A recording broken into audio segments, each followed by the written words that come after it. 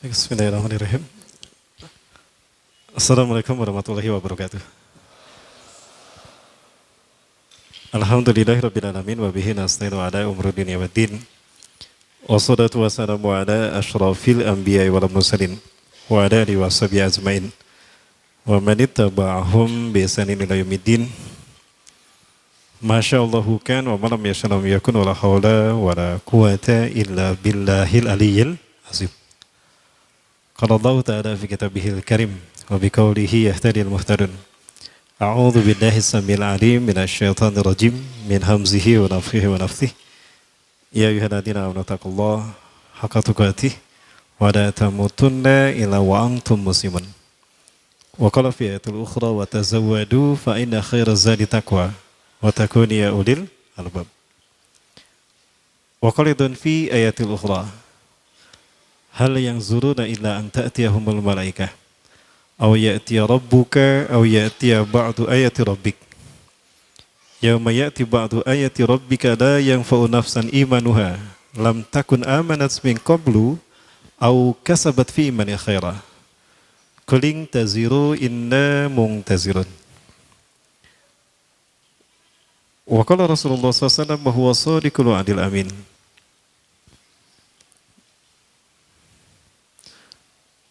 Saddidu wa badiru wa qaribu fa innahu la yudkhilul jannata ahadukum a'malu. Qila wa la anta ya Rasulullah wa la ana walakin Allah yatagammadani bi rahmatih. Wa qala fi hadisil ukhra ay kama qala fi qawlihi sallallahu alaihi wasallam ma min nabiyyin illa anzara qaumahu an syarif fitnatil masih dajjal kama anzara Nuh qaumah wal yawm sa'aqulu lakum ma lam yakulhu nabiyyun qabli innahu a'war wallahu laysa bi'awar. Wa qala fi hadisil ukhra man qara'a ashra ayatin min suratil kahfi usima 'anid dajjal. Al hadis wa kama sadaqallahul azim wa sadaqa rasulul karim wa nahnu ala dzalika munasyahidin. Puji-puji dan syukur kita aturkan kehadirat Allah Subhanahu wa taala. Sore hari ini di hari ke-22 ya. 22 Syawal 1439 Hijriah bertepatan dengan tanggal berapa? 6. Tanggal 6 Juli 2018. Allah menakdirkan kita bertemu di Masjid Istiqomah. Ya, masjid yang kita harapkan bisa menjaga dan mendicat kembali iman Islam kita. Jadi siapapun yang pengen istiqomah dalam iman Islamnya sering-seringlah hadir ke masjid ini. Kemudian salawat dan salam semua dilimpahkan pada uswah dan qudwah kita Rasulullah Muhammad sallallahu alaihi wasallam yang kehadirannya menjadi penyempurna risalah Islam. Tidak ada nabi yang membawa kemuliaan semulia beliau. Tidak ada masa yang terbaik bagi umat manusia melainkan masa di mana beliau hidup. Islam yang beliau wariskan kepada kita sudah menjadi cukup furqan bagi kita untuk membedakan mana hak dan batil.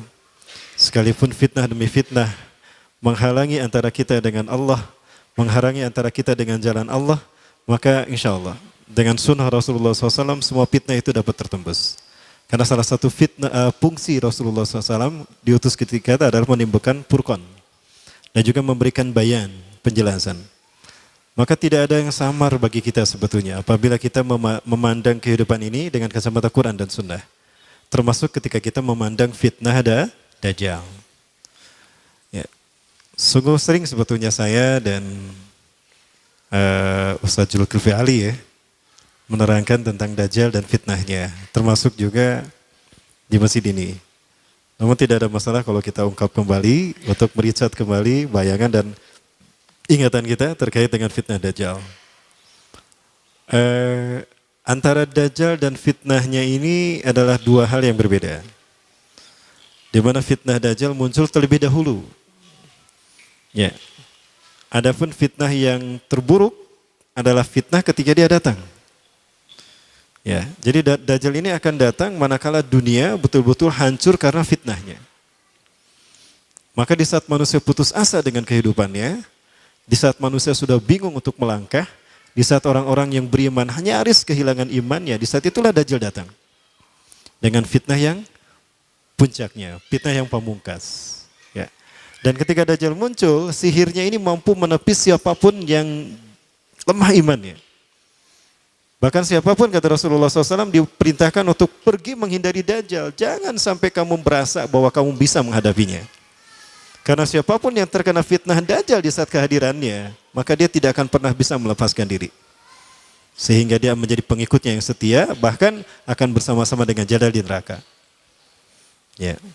Memang ada nanti seorang pemuda yang kata Rasulullah SAW akan menghujah Dajjal dengan keimanannya. Namun itu adalah pemuda yang terbaik imannya. Ya, khadisyab imanan yauma idzin. Pemuda yang terbaik imannya pada saat itu, dan dialah yang akan dibunuh oleh Dajjal.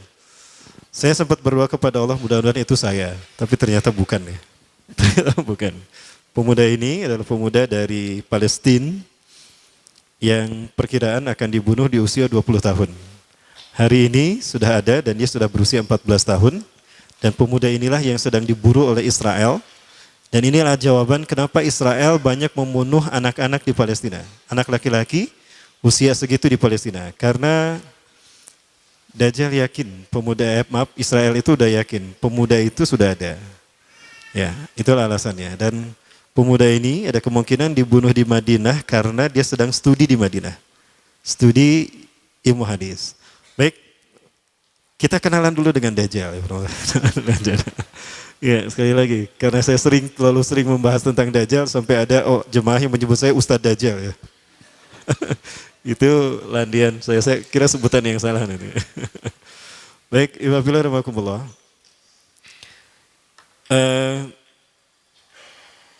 Siapakah Dajjal? Ada banyak referensi yang bisa kita kaji terkait dengan Dajjal ini.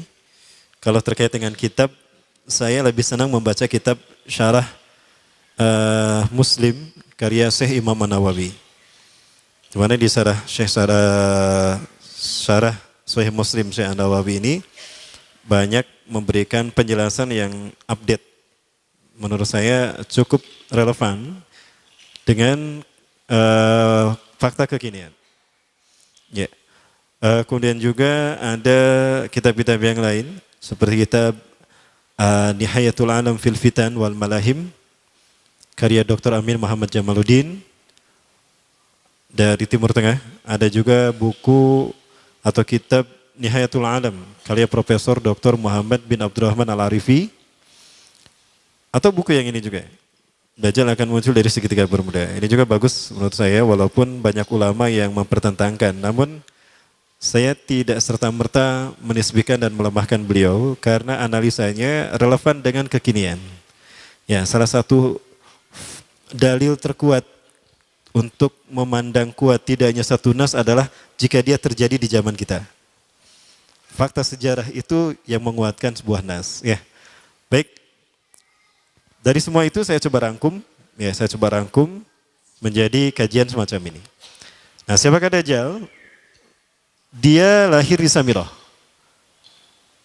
Ya, semula saya bingung antara Samirah dan Samara. Antara Samirah dan Samara. Kalau Samara ini ada di Irak. Ini ada Samara yang dekat dengan Baghdad, dia berada di wilayah Irak. Walaupun memang Irak ini termasuk tempat yang Rasul pernah sebutkan akan munculnya tanduk setan. Dan juga termasuk fitnah yang akan datang dari sana. Al-fitnah satakhruju min hahuna. Fitnah akan datang dari arah sana. Rasulullah mengurutnya ke Irak. Nah, Irak yang dimaksudkan apakah Samara, sempat saya kaji juga. Namun pada akhirnya saya berpikir ternyata Samirah ini adalah Palestina. Dan ada dikuatkan di dalam beberapa buku. Salah satunya buku ini. Nah, Dajjal ini lahir di Samirah. Dan dia diberi nama Samiri. Karena lahir di Samirah. Kayak saya lahir di Bandung, Al-Bandungi. Ya. Syekh An-Nawawi Syekh Nawawi ini lahir di Banten, Al-Bantani. Ada Ustadz dari Bogor, Al-Buguri. Ya, seperti itu. Nah, kenapa disebut Samiri? Karena lahir di Samirah. Dia lahir 100 tahun sebelum Nabi Musa diutus. Ya. Dan Allah Subhanahu wa taala memberikan kelebihan kepadanya. Yang pertama, dia diberikan umur panjang. Yungzaru umrah ila yaumis sa'ah. Ila akhir zaman. Ya, dia ditangguhkan ajalnya sampai akhir zaman. Yang kedua, dia memiliki kecerdasan di atas akal jenius rata-rata umat manusia. Jadi sejenius apapun umat manusia yang normal, dia 60 tahun di atasnya. Sehingga penemuan-penemuannya, kecanggihan berpikirnya, ya, kedewasaannya jauh di atas manusia. Rata-rata manusia normal. Ya, kalau kita normal ya insya Allah, berarti dia nggak normal. Yang ketiga, dia memiliki kemampuan sihir yang luar biasa. Apapun sihir yang selama ini kita saksikan, tidak ada yang mampu mengalahkan sihir dia. Ya. Sehingga saking luar biasa sihir yang dia miliki seolah-olah orang mengenalnya selevel dengan Tuhan. Karena apapun yang semestinya menjadi perbuatan Tuhan, Dajjal bisa melakukannya. Nah, ini saking hebatnya sihir Dajjal. Ya. Jangankan Samiri atau Dajjal, Sai Baba saja, pernah dengar Sai Baba ya? Seorang manusia supranatural, manusia yang lahir dari desa Nilayam Putraparti India Selatan, dia pun memiliki 20 ciri-ciri Dajjal. Apa yang bisa dilakukan Dajjal, 20 diantaranya dia bisa. Ya, itu Sai Baba. Dan tahun 95, Sai Baba pernah menginjakan kakinya di Nusa Tenggara Timur. Saat itu Nusa Tenggara Timur, Indonesia Timur dalam kekeringan, kayak sekarang nih, kering ya. Ini udah mulai musim kering nih, saya sedang menghitung hari. Kalau kering seperti ini terjadi 3 tahun waspada. Karena sebelum Dajjal muncul akan ada musim kering selama 3 tahun berturut-turut. Apakah ini tahun pertama dari 3 tahun tadi? Wallahu a'lam. Baik. Nah, Sai Baba datang ke Nusa Tenggara Timur, dia menginjakan kakinya 3 kali. Kakinya dihentakkan begitu 3 kali, lalu dia mengatakan kepada air, ya lama, khuruj. Hai air, keluar engkau. Maka air pun keluar. Sampai sekarang. Sampai ada toren besar dibangun untuk menampung air yang dikeluarkan oleh dia. Pada dasarnya ini adalah izin Allah. Namun ini istidrat bagi dia. Nah, diberi nama di tulisan di torennya itu tulisan Sai Baba Water Foundation. Itu tahun 95 tuh. Namun sekarang dia sudah mati. Ya, alhamdulillah.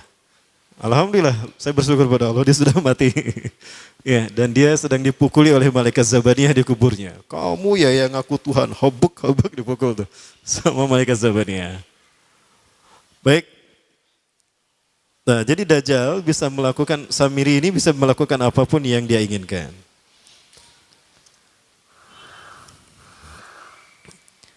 Nah, nasab kelahirannya adalah nasab yang aneh para Allah.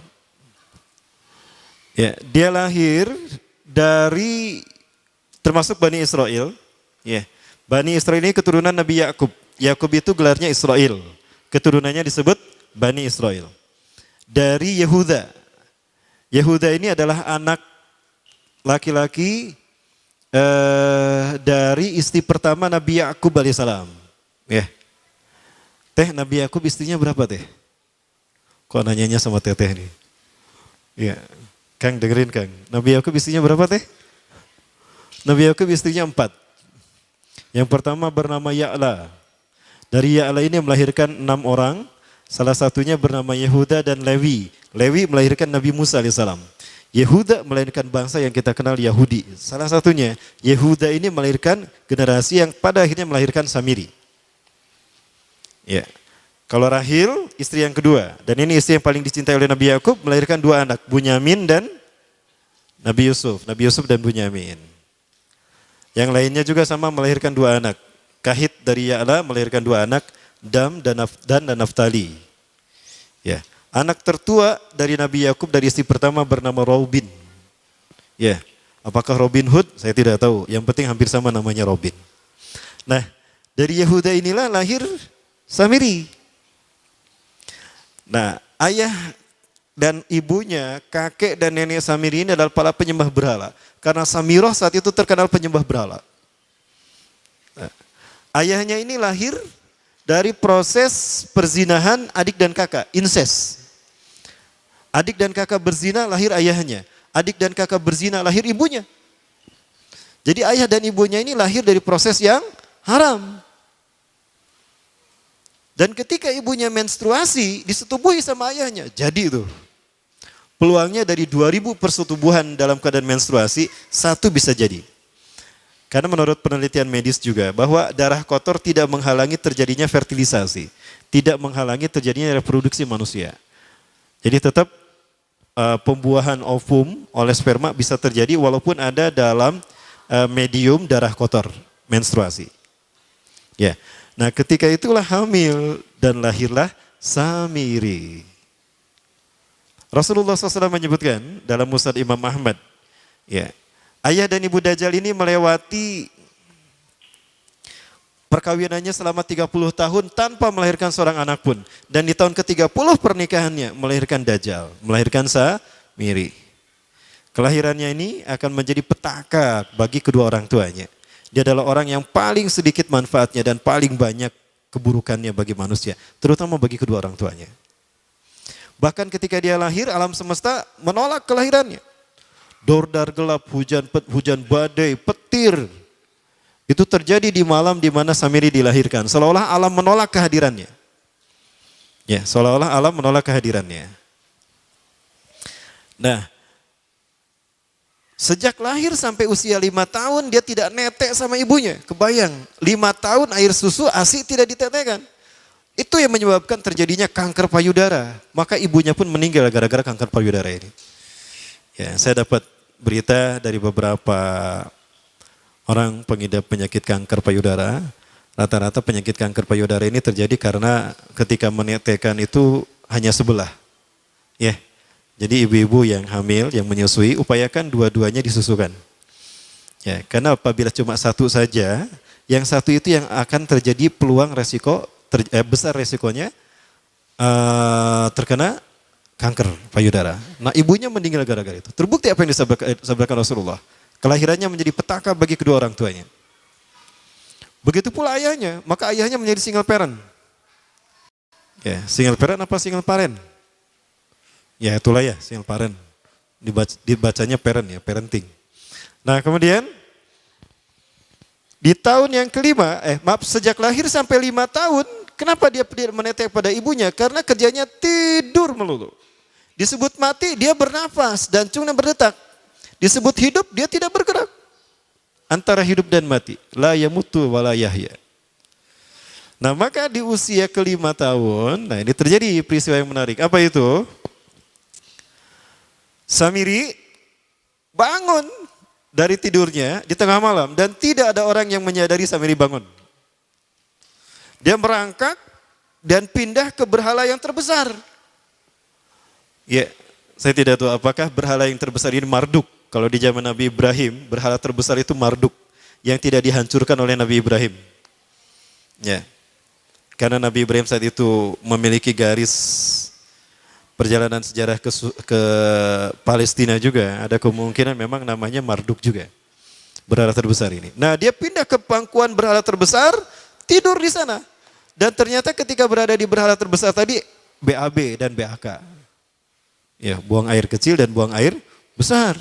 Besoknya itu adalah hari pemujaan kepada dewa-dewa mereka, bangsa Samirah. Apa yang terjadi? Ketika terjadi ritual pemujaan tadi, maka sang raja yang dipertuhankan oleh kaumnya mencium sesuatu yang tidak enak. Asa bau hangser itu, bau pesing, ari didinya ngambut tuh. Cek bapak nak. Bapaknya Samiri ini adalah tokoh agama paganisnya. Muncul kurang mah kiaina, ulamanya. Ya asa bau pesing. Nah hanya. Pas dilihat, kaget sang raja. Ternyata itu pesing berasal dari pantatnya si Samiri yang ada di pangkuan berhala terbesar. Marah murka tuh sang raja. Itu anak kamu, kenapa ada di situ? Ya, kurang ajar kamu ya, telah menghina Tuhan kita. Kenapa kamu pindahkan anak kamu ke situ? Oh tidak Tuhan, saya tidak memindahkannya. Bagaimana saya bisa menghina Tuhan saya? Lalu siapa yang memindahkannya? Kan dia lumpuh. Nah, sekali lagi, kehadirannya menjadi petaka bagi kedua orang tuanya. Akhirnya raja marah dan ayahnya dipenjara. Selama ayahnya tidak bisa membuktikan penghinaan tadi, maka ayahnya dihukum mati. Pada akhirnya ayahnya pun dihukum mati. Ya, sedikit manfaat bagi kedua orang tuanya. Maka kemudian, apa yang terjadi? Para Allah yang dirahmati Allah, dari data yang saya baca ini, ya, dari beberapa kitab tadi, Maka kemudian dia hidup dipelihara oleh sang raja. Dan pas di usia dia 5 tahun itu Allah menimpakan murkanya kepada bangsa Samirah yang sudah kelewat batas, ya, maksiat dan sudah tidak ada toleransi dari Allah untuk mereka hidup di bumi, maka Allah perintahkan malaikat Jibril menghabisi mereka. Maka bangsa Samirah ini pun diratakan. Si Samiri karena masih balita, ya Allah selamatkan dia lewat malaikat Jibril. Diselamatkan dia dan ditempatkanlah di pulau entah berantah. Ada yang menyebutkan pulau ini berada di Laut Yaman dan pulau ini dinamakan Pulau Sokotra. Nah, ini Pulau Sokotra nih. Pulau Sokotra ini adalah pulau yang berada di ujung Jazirah Arab. Kalau kita lihat Jazirah Arab, nah ini Jazirah Arab ya, ke sana ke Saudi Arabia, di perbatasan Saudi Arabia dengan Yaman, ya, Yaman, Oman, ya. Nah ini Pulau Sokotra. Ini pulau tempat di mana Dajjal atau Samiri dibesarkan sejak 5 tahun sampai usia 100 tahun. Ya, dari usia 5 sampai 100 tahun dia tinggal di Pulau Sokotra ini. Nah, Pulau Sokotra ini adalah pulau yang berada di kawasan Yaman, pulau yang memiliki banyak keunikan luar biasa. UNESCO sempat ingin menjadikannya keajaiban yang ke-8. Kan ada 7 keajaiban dunia ya. Yang ke-8-nya tadinya ini. Namun karena dia terkait dengan Samiri Dajjal, maka banyak negara yang menentangnya. Terutama negara-negara yang menjadi pengikut Dajjal. Maka pada akhirnya pulau ini dirahasiakan. Nah, sebetulnya pulau ini unik kalau kita ingin berekreasi ke sana. Namun karena posisi yang terpencil, jarang orang mengikutinya. Para wisatawan jarang mengunjunginya. Padahal sesuatu unik, termasuk binatang dan penghuninya itu unik-unik. Pohonnya unik-unik. Nanti kita lihat penumpang sekalian. Ya. Dunia menyebutnya pulau ini dengan pulau julukan dari pulau alien hingga pulau neraka. Ya, ada juga yang menyebutkan The Jekyll Island. Pulau Jekyll Island itu bahasa barat, kalau bahasa kitanya Pulau Dajjal. Ya, sama dengan Pulau Sedir ya. Itu juga The Jekyll Island. Nah, Pulau Sokotra kaya dengan flora dan fauna yang unik hingga saat ini belum ditemukan di tempat lain. Jadi tidak ada flora dan fauna yang ada di pulau ini yang ada di pulau lain di seluruh dunia. Hanya ada di pulau ini. Makanya di pulau inilah Allah ciptakan satu binatang yang unik juga yang disebut dengan jasasa. Jasasa, binatang jasasa itu artinya mata-mata. Tajassa yatajassu tajassusan wa jasasatan. Artinya pemata-mata, spy. Binatang ini bertumbuh besar, dhahmatun kabirah, tugati jismaha ya asy'ar. Hatta la nastati an nafariqa ayna wajhu wa ayna dubru. Tubuhnya besar, dipenuhi dengan bulu, sehingga saking penuhnya bulu kita tidak bisa membedakan mana dubur, mana wajah. Yang menghadap itulah wajah. Bila kok orang menghadap dengan duburnya kan nggak mungkin ya. Yang menghadap pasti wajah. Baik. Ya, karena itu pulau ini pernah dilesarkan sebagai salah satu dari 7 keajaiban dunia yang baru. Ya. Nah baik, ini contohnya nih. Saya perlihatkan keajaiban dan keunikan. Ini adalah padang pasir di Pulau Sokotra. Ya. Ini padang pasir di Pulau Sokotra.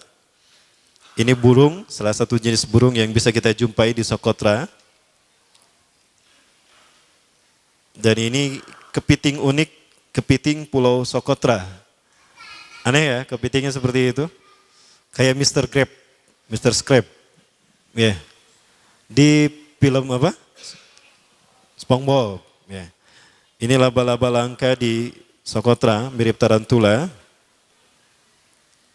Dan ini pohon darah naga yang ada di Pulau Sokotra juga. Pokoknya pohon-pohonnya unik, berambal. Arah-aneh pokoknya. Nah, ini salah satu jenis pohon Dorstenia Sokotra. Dan ini juga pohon yang lain, pohon Dendrosisaios Sokotra. Hese menyebutkan agaknya. Nah, hal ini yang membuat Dajjal terinspirasi. Ya, karena dia hanya menjumpai binatang dan tumbuhan langka, flora, fauna, satwa langka di pulau ini. Ini menjadikan dia terinspirasi untuk menciptakan makhluk. Jangan salah, Dajjal kecerdasannya mampu melakukan cloning dan mampu melakukan berbagai macam riset dan eksperimen. Hatta eksperimen yang mengilhami film Hulk. Itu Dajjal bisa melakukannya. Ya, jangan salah penuh. Bahkan ketika orang membayangkan kendaraan tercanggih itu pesawat terbang, Dajjal sudah mampu membuat piring terbang dengan kecerdasannya. Ya, Rasulullah menyebutkan kendaraan Dajjal itu, ya, dia bisa terbang kata Rasulullah. Dan kecepatan terbangnya 5 kilometer. Terbaca Prambola 5 kilometer? Ya, ada ya 5 kilometer. Baik, ini kering mungkin ya. Coba.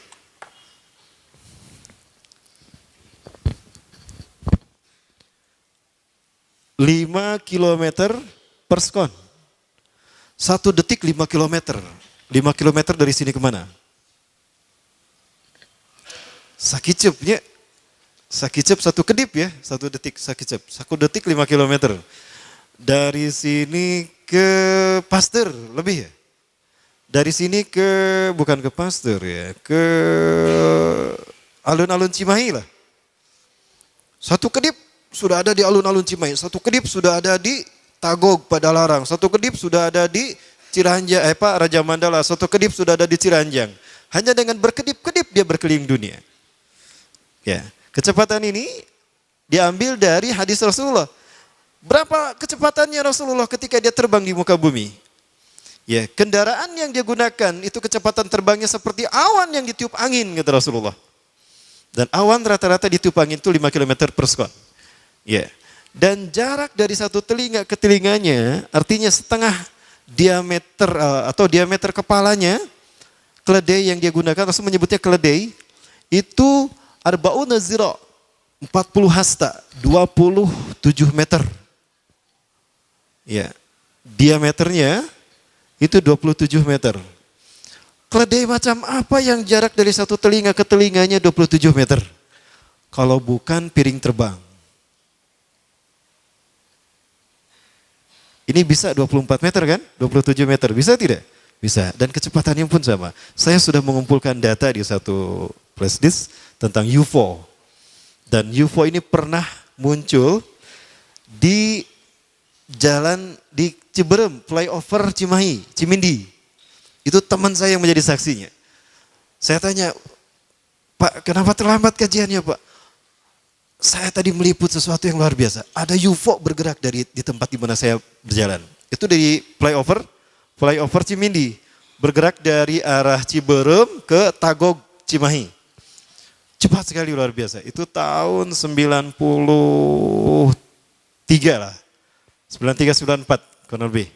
Dan pernah meninggalkan jejak Cop Circle di Yogyakarta. Nah, Cop Circle itu adalah jejak UFO yang menjadi isyarat instruksi bagi para pelaku konspirasi dunia. Bagi para konspirator dunia. Siapa? Para kalangan Illuminati. Ya, baik ya, Bapak rahmati Allah. Apalagi kemudian, boleh saya berdiri ya? Boleh, ya. Baik, karena saya harus mau balik ke sana juga ya. Berikutnya apa? Nah, di dalam Al-Quran, Dajjal tidak disebut secara eksplisit. La yuzkaru Dajjal qat'an fil Quran. Dajjal tidak disebut secara qat'i di dalam Al-Quran. Kenapa? Yang namanya fitnah tidak disebut secara qat'i. Adapun dibahas secara detail itu di dalam hadis. Ya.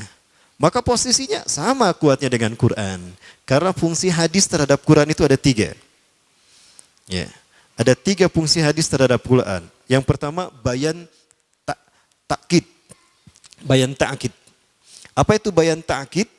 Fungsi hadis menguatkan hukum atau penjelasan nas yang ada dalam Quran. Sebagai contoh, di dalam Quran ada kewajiban ibadah saum. Ya ayyuhalladzina amanu kutiba alaikumusyamu kama kutiba alal ladzina min qablikum alaya. Ada perintah saum, maka di dalam hadis juga ada. Ya. Man shoma Ramadhana imanan wa ihtisaban ghufira lahu ma taqaddama min dzanbi, kata Rasulullah.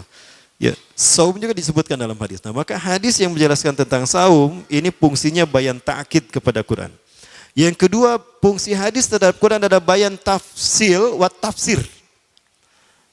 Bayan tafsir artinya menjelaskan apa yang ada dalam Quran. Sesuatu yang tidak dibahas secara mendetail dalam Quran, dibahas secara detail di dalam hadis. Bahkan dirinci oleh hadis, tafsil. Ya, itu fungsi yang kedua.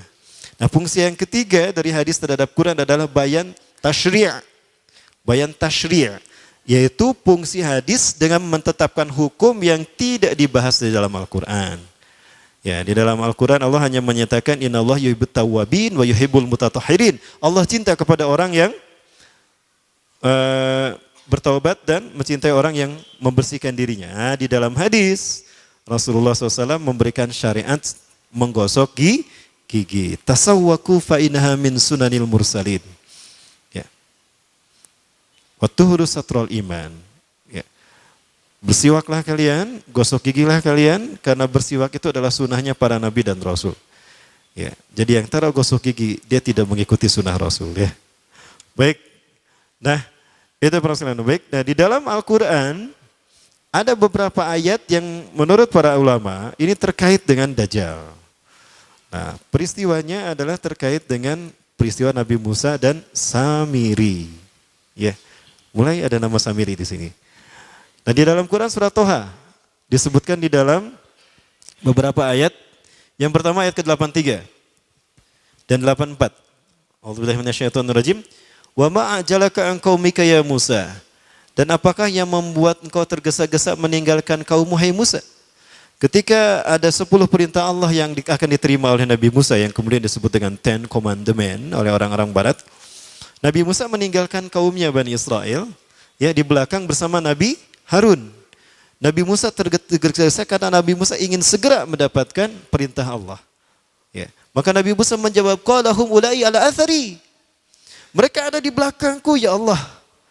Wa ajiltu ilaika rabbi litardo, dan aku menyegerakan diri padamu ya Allah agar kau segera agar kau ridho kepadaku. Aku ingin segera memenuhi perintahmu.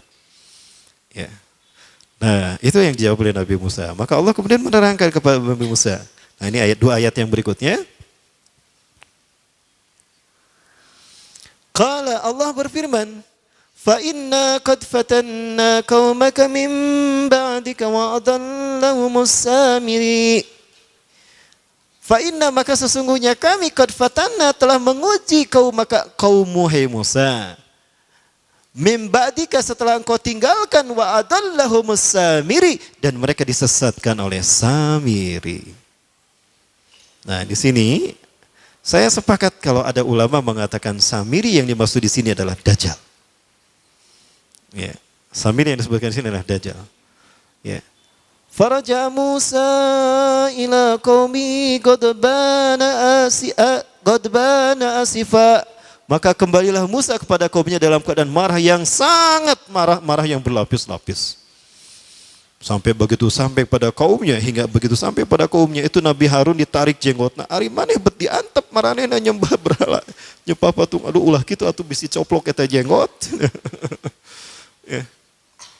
Wahai saudaraku, kenapa kau menarik jenggotku? Jangan kau seperti itu. Aku sudah memperingatkan mereka, tapi mereka telah terperdaya oleh perkataan Samiri. Indahnya perkataan Samiri lebih mereka dengar ketimbang nasihatku, wahai kakakku. Wahai saudaraku. Ya, itu kata Nabi Harun. Maka qala, berkatalah Nabi Musa, ya qaumi alam ya'idkum rabbukum wa'dan hasanan. Wahai kaumku, bukankah Allah telah menjanjikan janji yang baik untuk kalian? Afatola alaikumul ahdu. Apakah janji itu terlalu lama bagi kalian? Am adatum ayyahilla alaikum ghadabun min rabbikum, atau kalian sengaja ingin ditimpa azab murka dari Tuhan kalian? Fa akhlaftum mau'idi, sehingga kalian menyalahi perjanjianku. Aku sudah mengatakan, tunggu aku akan sampaikan apa yang Allah berikan pada kalian sebagai janji Allah kepada kalian. Maka digambarkan Nabi Musa marah, itu patung anak sapi. Nah, patung anak sapi ini dibuat oleh Samiri. Sekali lagi, Samiri yang kita bicarakan sebagai Dajjal, dia punya kemampuan magic yang luar biasa. Dan dia punya kemampuan yang tidak bisa dicapai oleh manusia sejenius dan sehebat apapun. Ya. Maka jika ada manusia-manusia yang luar biasa di antara kita, itu adalah mereka yang dibentuk oleh Dajjal. Contohnya siapa? David Copperfield, David Mindfreak. Siapa lagi? Para The Master ya. Nah, jangan salah penulisan. Ada juga Rael juga sama. Dia seseorang yang tadinya tidak tahu apa-apa, sesuatu yang orang menganggap biasa, tiba-tiba dia menjadi seseorang yang luar biasa, supranatural. Luar biasa, itu juga sama. Termasuk juga Sai Baba. Pernah melihat Sai Baba, Bu? Belum? Baik, kita lihat sebentar siapa Sai Baba ya. Jangan kemana-mana, tetap bersama saya setelah yang satu ini. Ya. Kita lihat Sai Baba. Mudah-mudahan ada di sini ya. Coba lihat ada nggak? Ah, ada. Ini Sai Baba nih. Ini dia Sai Baba.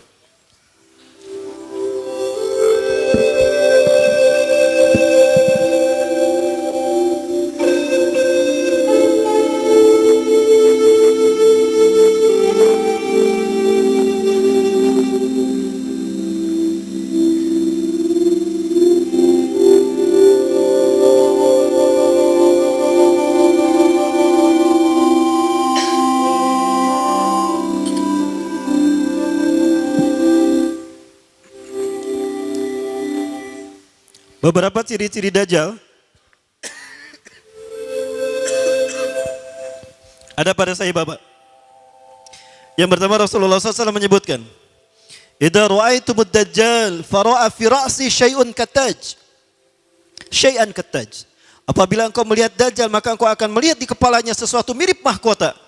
Saya berpikir mahkotanya seperti apa? Jangan-jangan ini nih. Brekele. Itulah mahkotanya. Oh betul loh, jangan salah. Rambutnya itu mahkota Dajjal. Oke.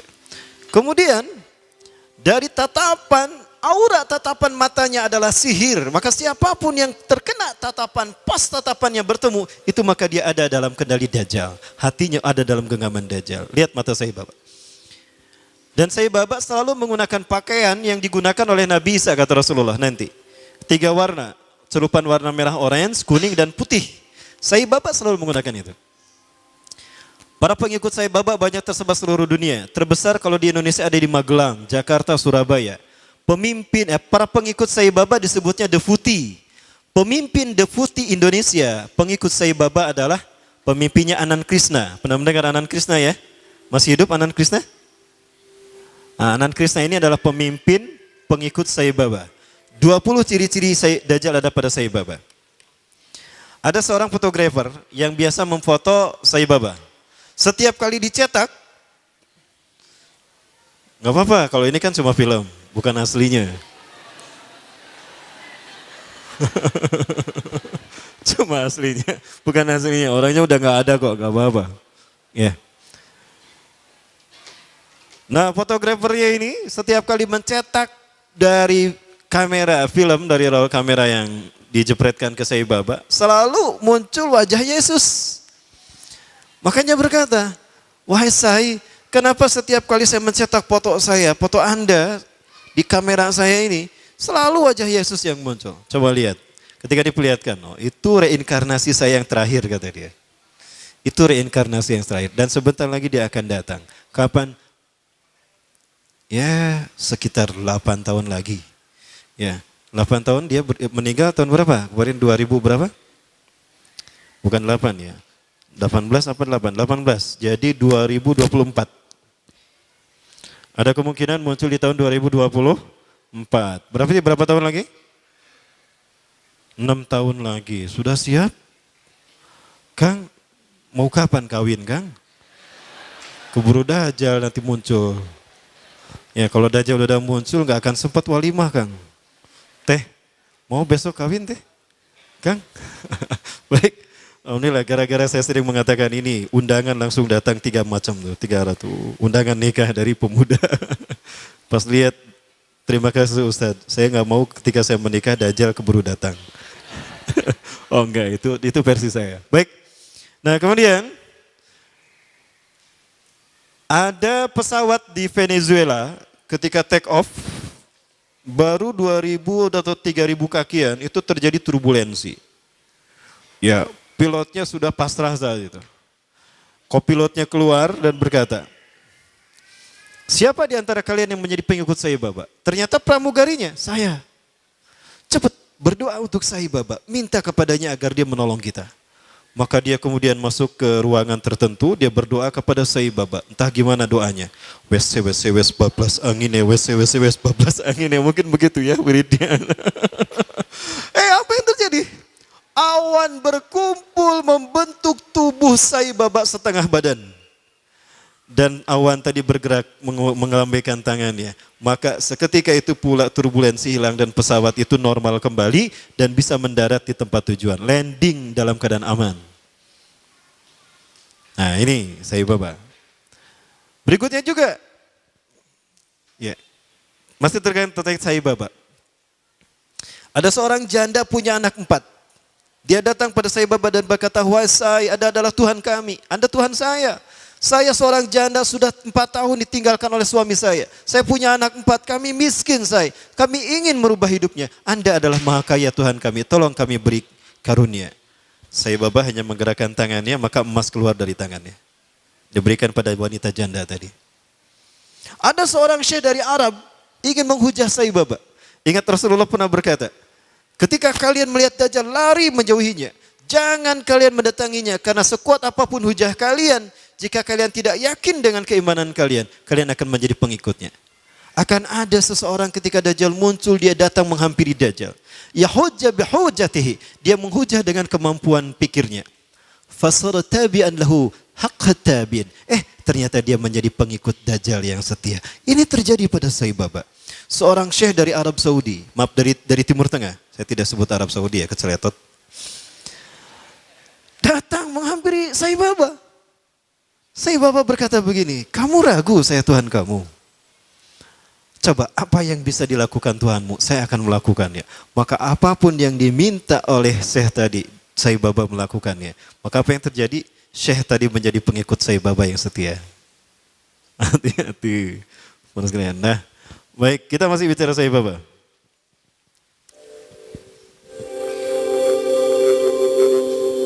Penuh sihir kan tatapannya ya? Begitulah Dajjal. Dajjal lebih dahsyat daripada ini. Suatu saat Sai Baba pernah diundang ke Amerika. Sekelompok petinggi militer angkatan darat Amerika kehilangan sebuah dokumen. Dan yang tahu hanyalah seorang jenderal yang bernama Conner. Jenderal Conner ini sudah meninggal. Maka dipanggillah Sai Baba. Ketika Sai Baba datang ke jasad Jenderal Conner, dia menaburkan tepung vibuti. Nanti saya perlihatkan tepung vibutinya insya Allah. Ya. Menaburkan tepung vibuti yang langsung keluar dari tangannya entah dari mana. Maka dengan cara diusap, sebagaimana Nabi Isa AS membangunkan jasad yang sudah mati. Maka apa yang terjadi? Jenderal Conner bangun. Maka ditanya, di mana arsip itu? Oh, arsipnya di sana. Dia pergi, diantar pakai mobil, dibukakan arsipnya. Ketemu arsipnya. Udah ketemu arsip nama, plak deh, mauti gitu. Itu jin yang masuk ke dalam tubuh Jenderal Conner. Kalau Nabi Musa AS menghidupkan yang sudah meninggal dalam kisah sapi betina Al-Baqarah, itu nyata betul-betul hidup. Di mana dipukul dengan sebagian dagingnya kan? Fadribuhu bi ba'diha. Pukul dengan sebagian dagingnya. Itu betul-betul hidup. Sama Nabi Musa ditanya, "Man qatalaka? Siapa yang membunuhmu?" "Culang-cilang, mana yang ngebunuh saya?" "Oh, itu qatalani banu akhi." Udah gitu mati lagi. Ya, tuh anak-anak saudaraku, keponakanku yang membunuh saya. Udah gitu mati lagi.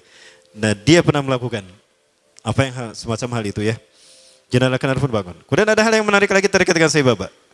Saya coba perlihatkan tepung vibuti yang dia keluarkan. Yang dengannya dia menyembuhkan orang yang buta. Ya, menyembuhkan orang yang membangunkan orang yang sudah mati. Tapi sekali lagi ini biiznillah. Dengan izin Allah, Allah mengizinkan kepadanya untuk melakukan itu sebagai sebuah istidraj. Apa istidraj? Rangsangan, ya. Apakah dia mau bertobat atau kembali kepada Allah Subhanahu wa taala. Sebelum ini muncul, ya ini agak lama. Coba saya ulang kembali.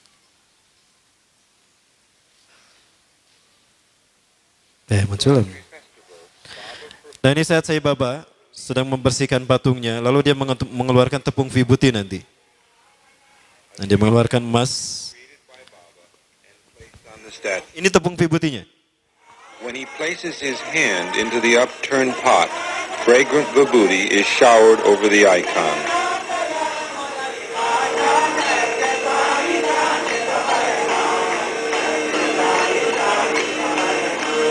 When Sai Baba removes his hand from the upturned pot, the vibhuti ash stops flowing. Seseorang berani menjual rumahnya, menjual mobilnya demi mendapatkan tepung vibhuti walaupun hanya setitik saja.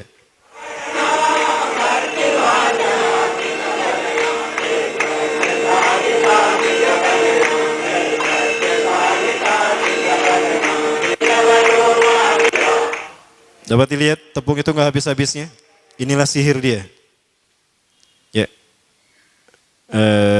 Coba yang lain, coba saya lihat. Nah ini dia ketika mengeluarkan emas. Itu tepung vibuti yang dia keluarkan.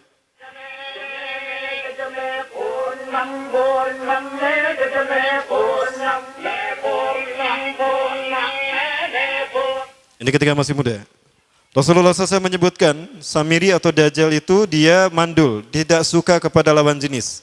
Dan dia tidak menikah, termasuk Saibaba juga sama. Dia ngejomblo seumur hidup. Ya, dan dia sudah mati. Baik, Ibu Rahimakumullah. Nah kemudian kita kembali ke kajian kita. Waktu kita masih ada? Sampai jam berapa? Sampai maghrib. Ya. Nah, Nabi Musa marah kepada Saibaba. Maaf kepada Saibaba. Kok jadi Saibaba? Nabi Musa marah kepada Samiri. Maka kemudian Samiri pun diusir sama Nabi Musa. Ya. Qala berkata Nabi Musa kepada Samiri, "Fama khatbuka ya Samiri?" Ya. Maka apa yang mendorongmu untuk melakukan itu, hai Samiri? Saya lupa Pramono sekalian menceritakan. Saya cerita dulu sebentar. Ya, sebetulnya nanti ada itu pembahasannya. Tapi entah di slide keberapa. Nah Samiri sejak dipindahkan ke pulau Yaman yang tadi dinamakan Pulau Sokotra. Ya, di sana dia tinggal dari usia 5 sampai 100 tahun. Kerjaannya adalah bangun, makan, minum, tidur. Bangun, makan, minum, tidur. Bangun, makan, minum, tidur. Begitu sampai usia 100 tahun. Samiri ini. Ya, dia tidak melakukan aktivitas lain. Ketika dia bangun, malaikat Jibril sudah menyiapkan makanan dan minuman di sampingnya. Dimakan dia. Kadang menunya macam-macam. Ada pecel lele, tutuk oncom, cobek belut, macam-macam tuh. Minumannya macam-macam. Ada teh tarik, bajigur, kopi radik. Kopi radik. Ada itu menu-menu saya. Itu semua menu-menu saya ya. Ya saya nyebutin apa yang saya tahu ya. Ya. Nah, sampai usia 100 tahun baru dia melek, baru dia sadar, memikirkan tentang dirinya. Allah, di mana saya? Ternyata saya sudah sebesar ini. Tapi tidak ada siapapun kecuali dia dan binatang jasasa. Binatang jasasa, Allah ciptakan, Allah lahirkan berbarengan dengan lahirnya Samiri. Karena tugasnya adalah untuk memata-matai Samiri, maka disebut jasasa, pemata-mata. Dan dia menghilang berbarengan dengan menghilangnya Dajjal dan akan muncul lagi berbarengan dengan munculnya Dajjal. Nanti pembahasan kita sampai kepada tanda-tanda Dajjal akan muncul. Kapan Dajjal muncul ada tanda-tandanya? Ya, nanti ada pembahasannya. Baik. Nah, Malaikat Jibril selama Samiri tidur, dia memegang pena. Nah, penanya ini tidak seperti pena kita, ada merek Roxy, pena merek apa lagi? Big, ya. Merek apa lagi? Standar, bukan ya? Nah, Snowman, bukan. Tapi penanya itu kayak tongkat sihir. Nah, itulah kenapa tongkat sihir pendek itu selalu seperti itu, kayak Harry Potter. Potter apa Potter? Harry Potter. Nah, dia punya tongkat. Nah, tongkat itu sebetulnya adalah pena yang digunakan Malaikat Jibril menuliskan beberapa panel prasasti yang isinya adalah pelajaran akidah tauhid untuk Samiri. Nah, ini dibahas di bukunya Muhammad Isa Daud. Ya, cuma Muhammad Isa Daud ini banyak ditentang sekali lagi oleh para ulama. Namun, menurut saya kita lihat kebenaran Muhammad Isa Daud ini apabila realita kita hari ini sesuai dengan analisanya. Insya Allah. Nah, pena inilah yang kemudian diambil oleh Samiri.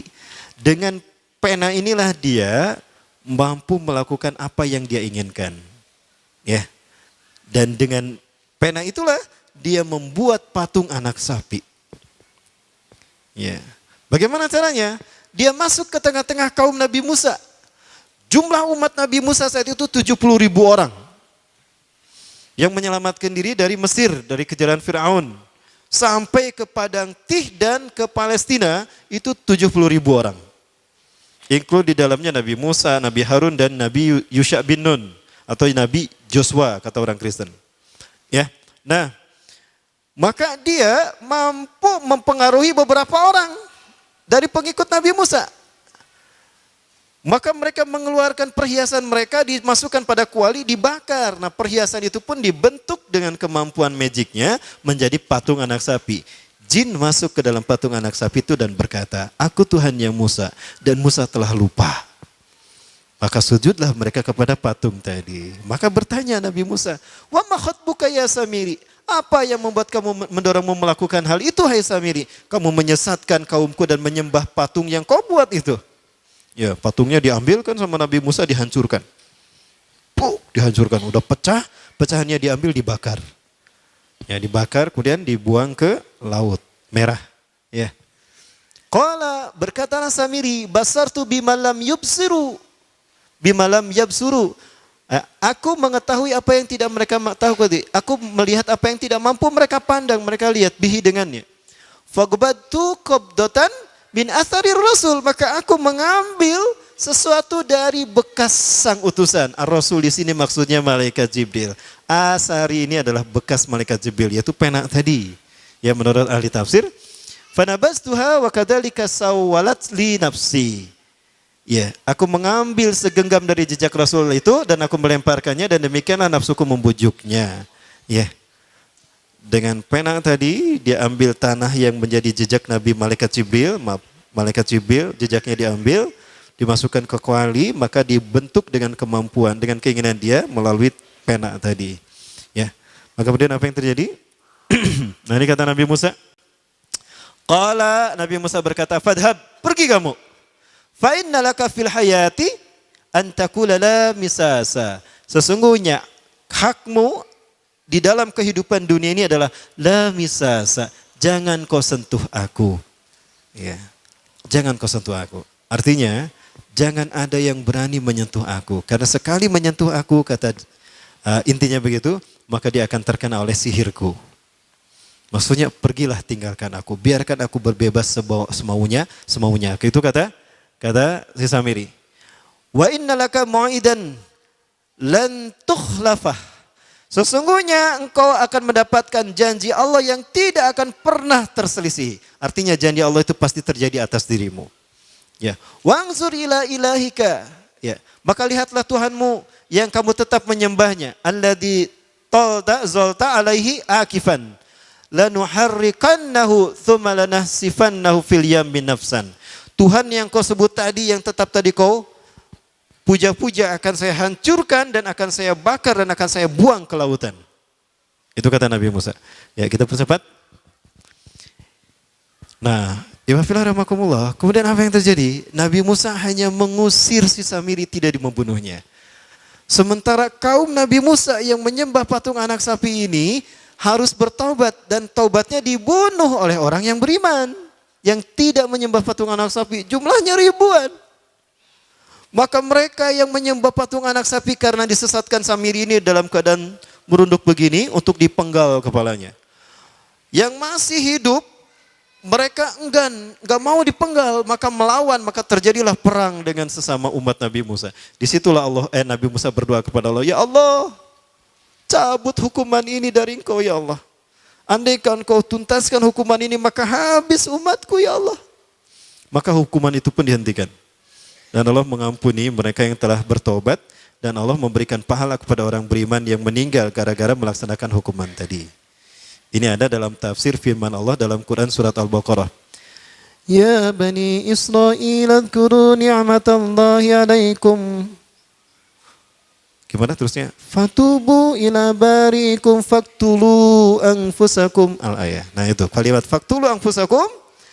Ayat ini dikeluarkan ketika Nabi Musa berfirman, bertaubatlah kalian kepada Tuhan yang menciptakan kalian dan bunuhlah diri kalian sendiri. Maksudnya, bunuhlah mereka yang menyembah patung anak sapi tadi. Coba, yang menyembah patung anak sapi gara-gara disesatkan Samiri dibunuh taubatnya, Samirinya tidak dibunuh, tapi cuma diusir. Jika ada orang yang ingin mengganggu, katakan, la misasa, jangan kau sentuh aku. Kenapa diusir tidak dibunuh? Karena yang membunuhnya adalah Nabi Isa alaihi salam di akhir zaman. Maka sejak saat itulah Samiri mengembara dari satu negeri ke negeri yang lain. Maka bertemulah dengan para nabi sesudah Nabi Musa, hatta dengan Nabi Isa alaihissalam sendiri. Dan dia berganti-ganti nama, berganti-ganti kostum.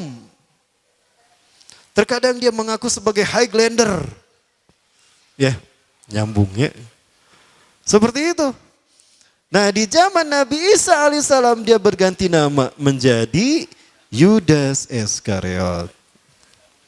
Dia masuk ke tengah-tengah umat Nabi Isa alaihissalam yang saat itu ada 12 orang. Bagaimana Nabi Isa bisa mendapatkan teman? Nah mulainya begini para bolok. Saya cerita Nabi Isa boleh? Karena cerita Dajjal tidak terlepas dengan cerita Nabi Isa. Nabi Isa ini lahir dengan sederet mukjizat Allah Subhanahu wa taala. Ya. Di antara mukjizatnya adalah ketika Nabi Isa berbicara dalam buayan. Di saat orang-orang menuduh Siti Maryam berzina, ya, hei Maryam, hei ya ukhta Harun, hei saudarinya Harun. Sesungguhnya ayahmu bukanlah seorang penzina dan ibumu juga bukan seorang pelacur. Lalu kenapa engkau melakukan apa yang tidak mereka lakukan? Ya, Siti Maryam tidak berkata-kata karena sudah diperintahkan oleh malaikat Jibril atas perintah Allah. Ya, katakan kepada manusia, Inni nadartu lirrahmani sauman falam ukallima al-yawma insiya. Itu kata Nabi Siti Maryam. Aku bernazar kepada Tuhanku yang Maha Rahman, kalau aku tidak akan berkata kepada siapapun, maka hari ini aku akan saum. Tidak akan berkata pada seorang pun. Lalu siapa yang akan menjawab pertanyaan kami? Siti Maryam menunjukkan isyarat dengan matanya kepada Nabi Isa alaihissalam yang masih dalam buayannya, yang baru beberapa jam dilahirkan. Lihat aja anak saya. Dengan isyaratnya begitu ke mata. Apa maksudmu? Apa engkau hendak mempermainkan aku? Maka tiba-tiba Nabi Isa alaihissalam berkata, ya, nah bersabda Nabi Isa banyak hal lebar. Ini dalam surat Ali Imran ayat ke-36 sampai 40-an lah kalau tidak salah ya. Nah terkait dengan ayat itu, maka orang-orang pun mempercayai Nabi Isa. Nah sejak saat itu Siti Maryam bertahanus di Masjidil Aqsa di paling bawah ya. Kalau sekarang paling bawah sudut paling timur pojok itu ada mihrab Siti Maryam. Nah sementara Nabi Isa alaihissalam terkadang diasuh oleh Nabi Zakaria yang saat itu sudah memiliki Nabi Yahya. Antara Nabi Isa dan Nabi Yahya hampir satu usia, satu angkatan, satu baya. Maka ketika ada kajian di Baitul Maqdis, Nabi Isa dan Nabi Yahya dibawa. Nah saat itu terjadi konspirasi yang dilakukan oleh para pendeta Sanhedrin. Para pendeta Sanhedrin inilah mereka yang memalsukan Taurat menjadi Talmud dan merekalah Yahudi Talmudian. Ya. Ketika mereka menyampaikan Talmud yang mereka klaim Taurat, Nabi Isa yang masih kecil nerekel karena bangku. Protes kepada para pendeta tadi, wailun lakum innakum tuharifuna al-kalima am maudhi. Sungguh celaka kalian telah merubah Taurat dari tempatnya. Taurat yang kalian sebutkan tadi tidak begitu. Nih Taurat yang asli begini. Kaget tuh pendeta Sanhedrin. Allah, ya budak bener. Oke ngomong lah, oi. Berpuluh-puluh tahun ceramah kita nggak ada yang mendebat dan tidak ada yang tahu apa yang kita lakukan. Dan kali ini, hari ini ada yang mendebat kita, ada yang mengkritisi kita. Jangan mengkritisi budak letik deh. Wah. Setiap kali pendeta Sanhedrin ceramah, setiap kali itu pula Nabi Isa alaihissalam mendebat mereka, mengkritik mereka, menyanggah mereka, membantah mereka. Maka mereka para pendeta Sanhedrin marah besar kepada Nabi Isa, maka terjadilah rapat penting saat itu. Celaka kita, kalau anak ini dibiarkan, tekor kita, kanyahuan bohong na urang. Kuma itu bunuh anak ini. Tunggu, gak boleh kita membunuhnya. Kalau kita membunuhnya, lalu bagaimana kita? Kita akan kehilangan posisi sebagai pesuruh Tuhan. Tenang, gampang. Kita bunuh dia dengan tangan orang lain. Caranya gimana? Nah, dibuatlah doktrin Tuhan. Bingung. Cerita ini Samiri tahu. Samiri hafal peristiwa ini. Ya, karena dia punya pendamping dari bangsa jin, penambah Allah. Tadi saya belum selesai ya, penambah Allah. Punten, boleh di-cut dulu cerita ini? Kita cut dulu cerita ini. Nah, ketika di pulau itu, sebelum bertemu dengan Nabi Musa, Samiri di pulau itu yang hanya tinggal dengan seekor binatang jasasa. Binatang jasasa ini memberikan beberapa hal kepada si Samiri ya.